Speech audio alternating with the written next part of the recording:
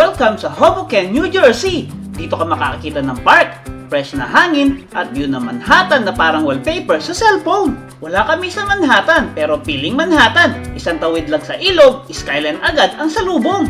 Kung bago ka sa channel namin, paki-subscribe na para hindi ka maiiwan sa next adventure.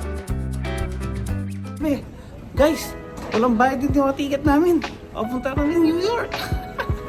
Ayun na, papasok na tayo. Ayun yung aeroplano namin. Hello mga ka-vlog! Narito tayo ngayon sa ere, paunti-unti tayong malapit sa New Jersey.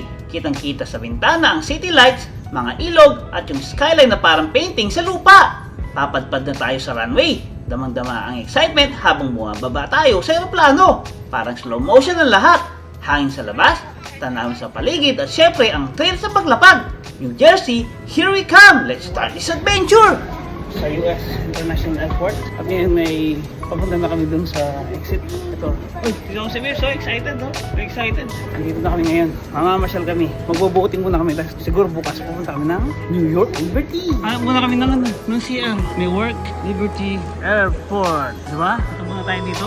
I love New York! Tayo dito. Harap tayo ng CR. Hello mga kagyaw-pam! Nag-food trip tayo ngayon ng isang Middle Eastern food dito sa New Jersey. Pagkain sa food truck dito sa may Hoboken, New Jersey. Alam niyo ba, na-miss namin ito dahil dati sa Dubai, araw-araw namin kinakain ito kapag sawa na kami sa Filipino foods. Mula sa mga simpleng selfie hanggang sa candid shots, random mo ang saya at banding namin dito sa Hoboken. Family mode pa rin. Tara, samahan niyo kami sa aming adventure at kuha ng mga moments na hindi namin malilimutan.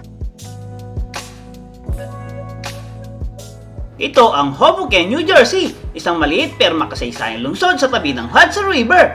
Dito unang nakalapag si steamboat inventor na si Robert Bolton at dito rin unang naglaro ng basketball ang Amerika. Bukod sa rich history, kilala rin ang Hoboken sa waterfront views papuntang Manhattan, charming streets at cozy parks na perfect para sa family at travel photos. Alam nyo ba, ang Hoboken ay ang birthplace ni Frank Sinatra. Oo, siya mismo ay pinanganak dito noong 1915. Parang bawat kanto dito ay may kwento ng musika at legacy ni Chairman of the Board.